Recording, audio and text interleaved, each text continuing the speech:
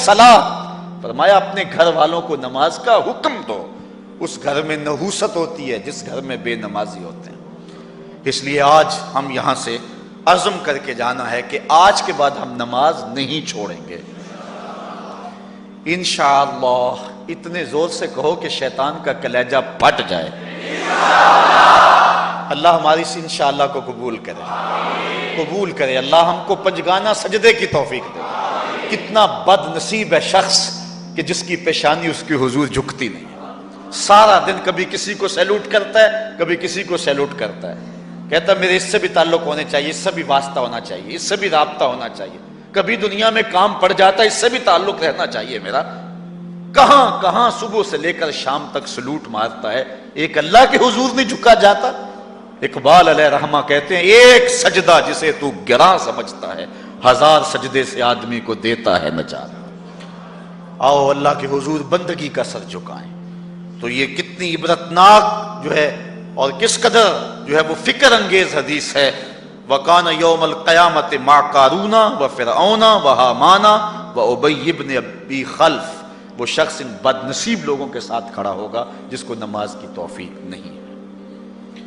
آپ نے حدیث علماء سے بارہا سنی، حدیث طویل ہے۔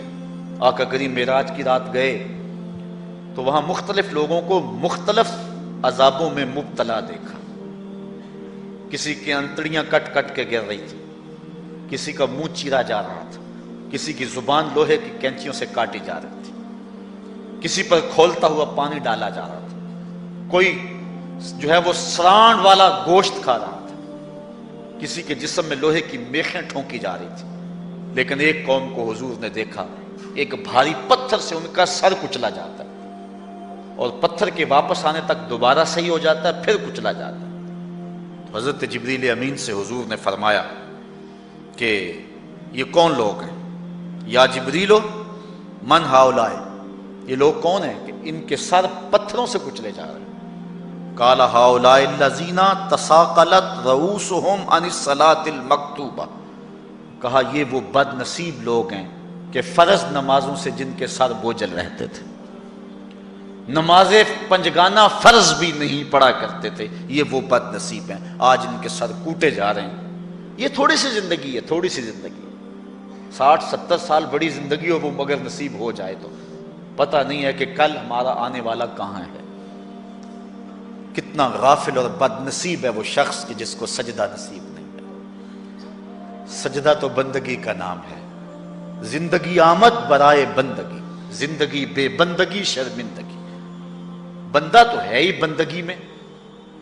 کسی شخص نے راستے میں جاتے جاتے چائے کی پیالی پلا دی ہو نا بازار میں، تو ہم جب بھی اس گلی سے گزرتے ہیں اس کو سلوٹ کر کے جاتے ہیں، السلام علیکم، یار اس سے بڑے سلام لیتے ہو، یہ بڑا محبت والا ہے، بڑے اخلاق والا ہے۔ یار جس نے چائے کی پیالی پلا دی ایک مرتبہ، اس کو تو جاتے آتے سلام کر کے جاتے ہو۔ جس رب نے زندگی بخشی ہے، جس رب نے جو ہے وہ ساری بہاریں عطا کی ہیں، اس کے حضور میں جھکا جاتا ہے۔ کتنا متکبر شخص ہے جو اللہ کے حضور نہیں جھکتا۔ اللہ اکبر۔ کہا یہ وہ بد نصیب لوگ ہیں فرض نمازوں سے جن کے سر بوجھل رہا کرتے تھے۔ اللہ اکبر۔ حضور نبی رحمت صلی اللہ علیہ وآلہ وسلم نے ارشاد فرمایا، نماز چھوڑنا تو خیر بہت بری بات ہے، جو شخص نماز پڑھتے ہیں لیکن جماعت سے نہیں پڑھتے، فرمایا میرا جی چاہتا ہے کہ اپنی جگہ کسی اور کو کھڑا کروں اور جوانوں کا ایک گروہ ساتھ لوں، اور جو لوگ مسجد میں نماز پڑھنے نہیں آتے ان کے گھروں کو آگ لگا دوں۔ رحمت للعالمین آقا فرما رہے ہیں کہ ان کے گھروں کو آگ لگا دوں۔ کتنا غصہ ہے ان لوگوں پر کہ جو مسجد میں آ کر نماز نہیں پڑھتے، اور جو پڑھتے ہی نہیں، اس دور میں تو کوئی تھا ہی نہیں کہ مومن ہو اور نماز نہ پڑھتا ہو۔ اللہ اکبر۔ تو مومن نماز ہی پڑھتے تھے، تو اگر کسی سے گھر میں نماز پڑھی گئی تو فرمایا میرا جی چاہتا ہے۔ آج نماز تو نماز رہی، ہم کو تو جمعہ بھی نصیب نہیں ہے۔ کتنے لوگ ہیں کہ جو پابندی کے ساتھ نماز جمعہ بھی نہیں پڑھتے۔ حضور کا ایک فرمان سنیے، آقا کریم نے ارشاد فرمایا من ترک الجمعۃ ثلاث جمع متوالیات فقد نبذ الاسلام وراء ظہرہ، جس نے بغیر کسی عذر کے 3 جمعے چھوڑ دیے، اس نے اسلام کو اپنی پشت کے پیچھے ڈال دیا، اس نے پرواہ ہی نہیں کیا اسلام کی۔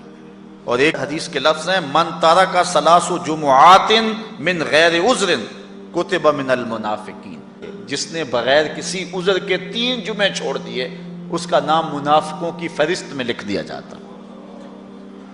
اور ایک حدیث کے لفظ اس حوالے سے ہیں من ترک ثلاث جمع تہاونا بہا طبع اللہ علی قلبہ، جس نے سستی کی وجہ سے 3 جمعے چھوڑ دیے تو اس کے دل پر اللہ غفلت کی مہر لگا دیتا ہے۔ یہ وہ بد نصیب شخص ہے کہ جو نماز جمعہ چھوڑتا ہے۔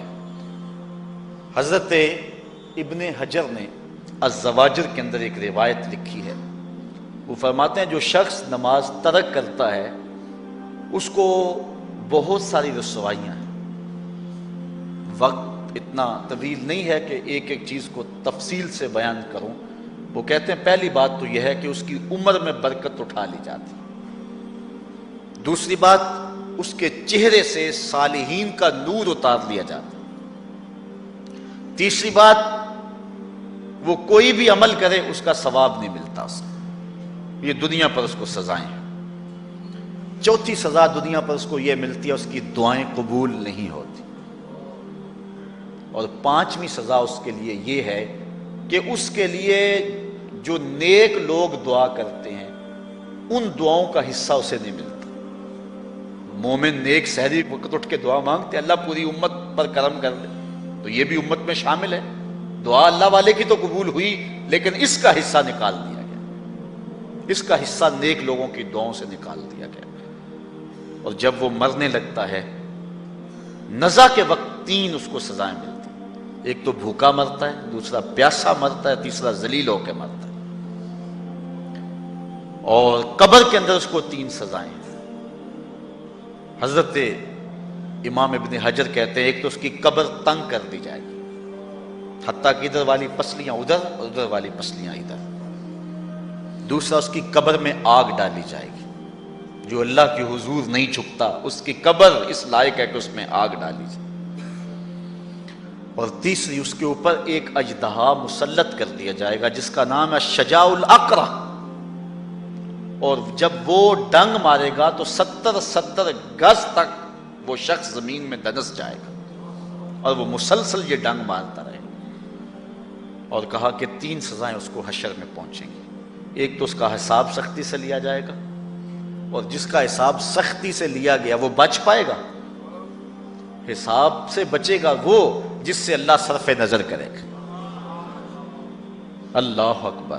ایک تو اس کا حساب سختی سے لیا جائے گا، دوسرا اللہ تعالیٰ جل شانہ اپنے قہر و غضب کا اس پہ اظہار کرے گا، اور تیسری اس کو سزا یہ دی جائے گی کہ اس کو جہنم میں ڈال دیا جائے گا۔ ساتھی آؤ میں اور آپ آج کی اس بزم میں یہ پختہ عزم کر کے اٹھیں کہ آج ہم خود بھی اور اپنی اولاد کو بھی اپنے دوستوں کو بھی، میرے والد گرامی فرمایا کرتے تھے جس سے دوستی ہونا اس کی انگلی پکڑ کے دین کی راہ پہ لے آؤ، یہ دوستی کا حق ہے۔ اس کے لیے آپ بہت کچھ کرتے ہیں لیکن اگر اس کو دین نہیں دیا تو کچھ بھی نہیں دیا۔ کوشش کرو میرا دوست ہو اور جہنم میں جائے۔ والدین بچے کے مستقبل کے لیے کتنی کوشش کرتے ہیں، لاکھوں روپیہ لگاتے ہیں مستقبل ٹھیک ہو جائے، کرتے ہیں کہ نہیں کرتے؟ یونیورسٹیوں کے اندر کالجوں کے اندر کتنی بھاری فیسیں بھرتے ہیں، کیوں اتنا کچھ کیوں کر رہے ہو؟ میں نے دیکھا بوڑھا باپ اپنی کمر پہ بوریاں لاد کے مزدوری کرتا ہے، مائیں اپنا زیور بیچ رہی ہیں کہ اولاد پڑ جائے۔ میاں اتنا کچھ کیوں کر رہے ہو؟ جی مستقبل ٹھیک ہو جائے۔ یہ مستقبل کتنا ہے؟ 20-25 سال کا، اور جو اصل مستقبل ہے اس کی فکر ہی نہیں کسی کو۔ اصل مستقبل تو وہ ہے، اللہ اکبر۔ بیرون ملک جائے بیٹا تو ماں کہتی ہے بس دعا کرو کہ میرا بیٹا خیریت سے پہنچ جائے۔ بیٹی کی شادی کرتی ہے تو ماں کہتی ہے دعا کرو کہ اپنے گھر میں اس کو چین مل جائے۔ کسی کا انٹرویو ہوتا ہے، لوگ کہتے ہیں جناب دعا کرو کہ اس انٹرویو میں وہ کامیابی سے گزر جائے۔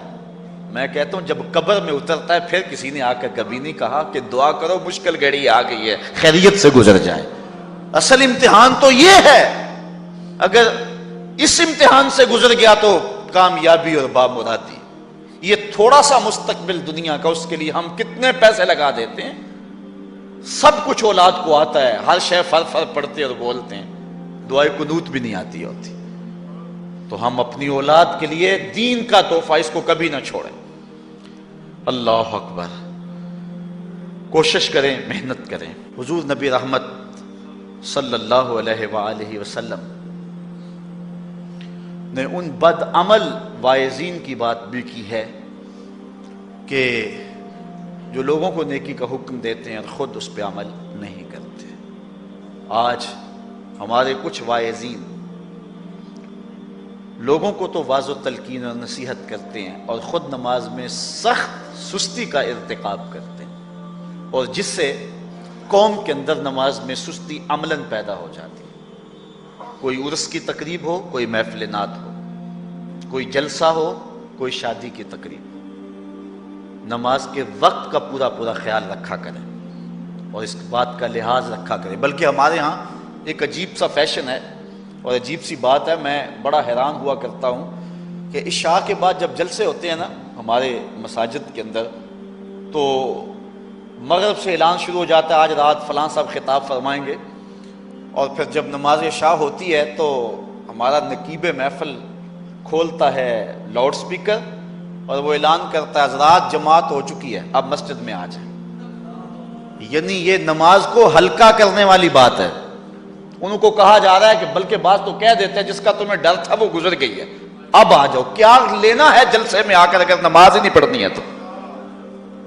ممبر و محراب کے جو ذمہ دار ہیں ان سے جو ہے وہ عجیب و غریب قسم کی جو ہے وہ حرکات سکنات سرزد ہو رہی ہیں. یہ جو جاہل نقیبوں کا ایک غول آ گیا نا، یہ بھی ایک بہت بڑی مصیبت ہے. ایک تو بے تحاشا القاب، دوسرا دین کی روح سے ناآشنائی. وہ کسی نے کہا تھا نا کہ پہلے حضرت غوث پاک ولی بناتے تھے، چور سے کتب بناتے تھے، آج کل ہم بناتے ہیں. کہا تم کیسے؟ کہا ہمیں پتہ ہوتا ہے یہ چور بیٹھا ہوا ہے، ہم کہتے ہیں غوث زمان اور کتب دوران. بے تحاشا اور بے تکا انداز، اور پھر دین کی روح سے یہ ناآشنائی کہ باقاعدہ اعلان ہوتا ہے جناب جماعت ہو چکی اب تو آ جاؤ. تو کیا کرنا ہے ساری رات جاگ کے اگر عشاء کی نماز ہی نہیں پڑھی تو نماز کو ہلکا کیا گیا ہے. اسی طرح جلسہ لمبا ہو رہا ہے اور نماز کا وقت سکڑ رہا ہے. ان چیزوں کا التزام کرنا ہے، ہم نے کوشش کرنی ہے. اور یہ بھی ایک مصیبت ہے کہ دربار بڑا اونچا ہے اور مسجد کے اندر جانوروں کی بینٹیں پڑی ہوئی ہیں. حیثیت تو مسجد کی ہے، دربار کی تو ثانوی حیثیت ہے. دربار پہ 3 کروڑ روپیہ لگا ہوا ہے اور مسجد میں چٹائیاں بھی موجود نہیں ہیں. اپنے بھی خفا مجھ سے ہیں بیگانے بھی ناخوش، کہ زہر حلاحل کو کبھی کہہ نہ سکا کند. بات وہی کہتا ہوں سمجھتا ہوں جسے حق، نئے ابلہ مسجد ہوں نئے تہذیب کا فرزند. ہم نے ان چیزوں کو دیکھنا ہے. اچھا بعض والدین کی ایک سستی ہے، وہ آتے جناب تعویذ کر دو ہماری اولاد نماز نہیں پڑھتی، بچے نماز نہیں پڑھتے، اور کہتے ہیں جی ہماری تو چلو گزر گئی، ہم تو نہیں پڑھتے یہ تو پڑھیں. میں کہتا ہوں یہ کیوں پڑھیں جب تم نہیں پڑھتے؟ الولد سر لابیہ، بیٹا باپ کا راز ہوتا ہے. تم مجھ سے تعویذ لینے آگے ہو، گھر میں مصلی بچھا کے سجدہ کرو، تمہاری اولاد بھی تمہارے تتبع میں سجدہ کرنے کی عادت ڈال. حضور فرمایا بچے 7 سال کے ہوں تو انہیں مسجد میں لے جاؤ، 10 سال کے نہیں پڑھتے تو ان کو مار کے پڑھاؤ. اب اولاد ہوگی جوان، خود کبھی سجدہ کیا نہیں، اب کہتے ہیں شاید تعویذ سے کم چل جائے گا.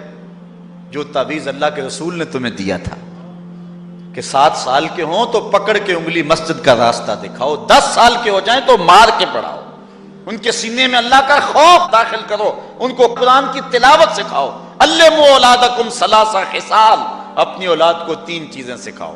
حب نبیکم، ایک اپنے نبی کا پیار سکھاؤ، وحب اہل بیت ہی، رسول اللہ کے اہل بیت کا پیار سکھاؤ، وتلاوت القرآن، اور قرآن کا پڑھنا سکھاؤ. چھین لو سیڑیاں ان کے ہاتھوں سے گانے والی، چھین لو ان کے ہاتھوں سے جو ہے وہ ناول، اور ان کے ہاتھ میں قرآن دے دو. کتنے خوش نصیب دن تھے، گلیوں سے گزرتے تھے گھروں سے قرآن کے پڑھنے کی آواز آتی تھی. آج پاپ میوزک کی صدائیں تو آتی ہیں، آج قرآن کی آوازیں نہیں آتی. تو یہ عجیب ہے جی ہم نہیں پڑھتے یہ تو پڑھے. میں کہتا ہوں یہ کیوں پڑھیں جب تم نہیں پڑھتے ہو؟ تمہارے اوپر کیا اب فرض ساقط ہو چکا ہے بڑھاپے کی وجہ سے؟ تم بوڑھے ہو کے نہیں پڑھتے ہو، تمہاری اولاد تم چاہتے ہو جوانی میں پڑھ لے؟